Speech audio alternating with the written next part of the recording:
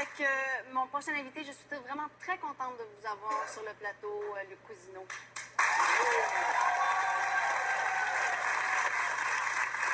Acteur très important de la scène musicale québécoise depuis une cinquantaine d'années, très certainement. Vous avez lancé ce printemps Tant qu'il y aura une chanson, un nouvel album qui est doublé d'une réédition de Cousineau 1973, qui a été votre grand album. Il faut dire que 50% des profits de cet album-là vont aller à la Société de sclérose latérale amyotrophique du Québec, dont vous êtes atteint. Et j'ai envie de commencer en vous demandant comment vous allez. Ben, ça va pas si mal. Évidemment, c'est pas toujours rose, là. Déjà, depuis jouer de guitare, depuis être capable d'écrire, c'est une épreuve assez grande.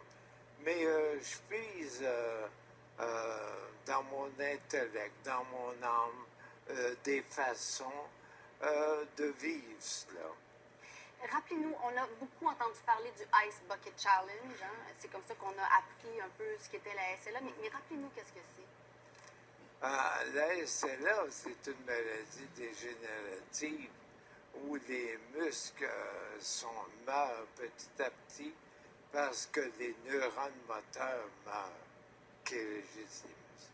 Alors, évidemment, on perd tranquillement toute notre musculation et puis, bien évidemment, on a besoin de nos muscles. La Société de la SLA du Québec, c'est une société qui a besoin de fonds parce qu'elle aide les malades par des conférences. Ils font des trucs avec des professionnels pour aider. Ils s'occupent des aidants aussi. Les gens alentour de moi m'aident, mais c'est difficile pour certains. Moi, je suis assez chanceux. Je vis dans une belle maison à la campagne. J'ai une femme qui m'aime. J'ai des enfants qui m'aiment et j'ai tous mes amis musiciens qui s'occupent de moi. Mais c'est pas comme ça pour tous. Alors, je pense qu'il fallait que je mette l'épaule à la roue et c'est pour ça que j'ai décidé de donner 50% des profits à la société. Avant qu'on revienne sur cet album-ci, j'aimerais, parce que parallèlement à la carrière d'auteur, compositeur, interprète que vous avez connue, vous avez fait des jingles pour des publicités télé qu'on connaît tous, qu'on a vues, et on a fait un petit montage de certaines de ces publicités les plus populaires, et vous allez probablement sourire en regardant ça.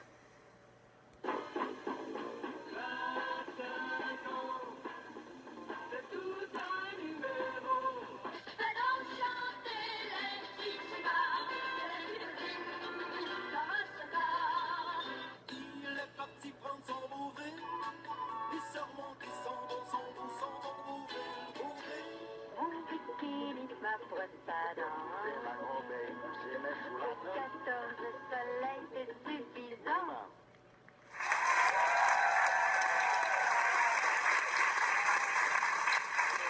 Je présume, Luc, une fierté à être rentré dans la maison des gens tellement de fois par le biais de ces chansons-là dont on se souvient encore. Oui, ce qu'on vient de voir, là, il y a 2 des commerciaux où j'ai fait seulement les arrangements et la direction d'orchestre. C'est Marcel Lefebvre qui avait écrit Les Petits Ciments. Ça a marché fort, ça, c'est incroyable. Beauvril, mes enfants chantaient ça à l'école, puis ils voulaient que j'en fasse un disque. J'ai refusé, évidemment. Parce que moi, je faisais de la pub parce que ça me donnait une indépendance incroyable monétairement. Tu payais en faire ça. Et je me suis vite rendu compte que je pouvais faire des albums quand je voulais, comme je voulais, de la façon que je voulais et avec qui je voulais. Parce que je me payais mes albums avec des pubs. Tout à fait.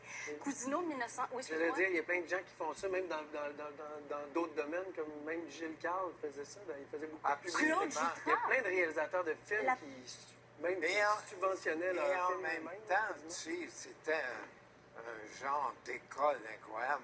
Il fallait écrire rapidement. faire les arrangements pour 2 jours, tu sais, on n'avait pas le temps. Moi, j'ai appris beaucoup à faire ça. C'est sûr. La publicité des puddings, c'est Claude Jutras, le grand cinéaste Claude Jutras qui a tourné cette pub-là, c'est quand même incroyable. Alors, cet album, il y a donc 10 nouvelles chansons et il y a aussi la réédition de Cousineau 1973 qui est pour vous un peu ce que Jaune a été pour Jean-Pierre Ferland, en quelque sorte, cet album-là. Oui, bien, ça s'appelait Cousineau. Hein?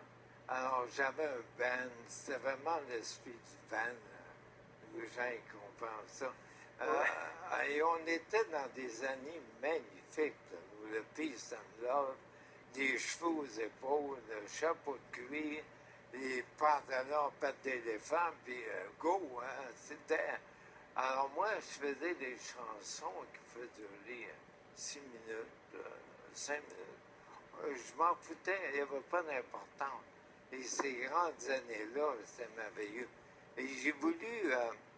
que les gens puissent entendre l'auteur-compositeur à 42 ans d'intervalle.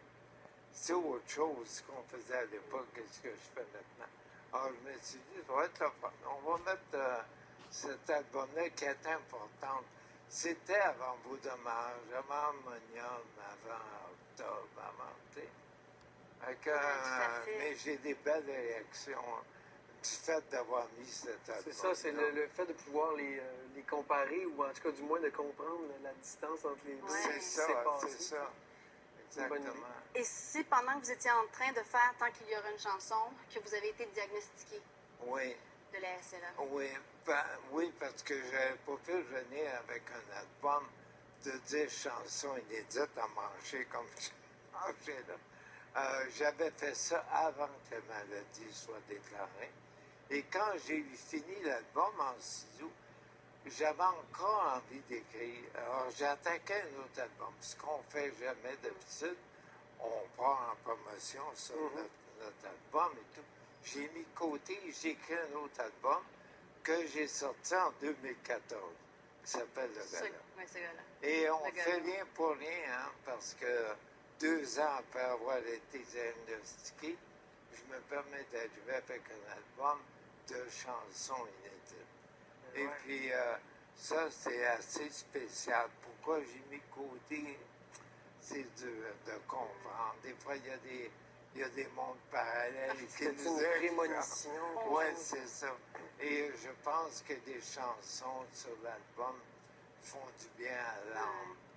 Il y en a une, en tout cas, qui a fait du bien pendant tellement d'années au Québec et qui continue de faire du bien. J'avais envie qu'on aille à la pause avec cette chanson-là pour qu'on puisse vous faire du bien. C'est la chanson Vivre en amour. Alors, j'avais envie qu'on la chante tout le monde ensemble, le temps d'aller à la pause et pour vous remercier. Merci vraiment d'avoir été avec nous pour la culture québécoise.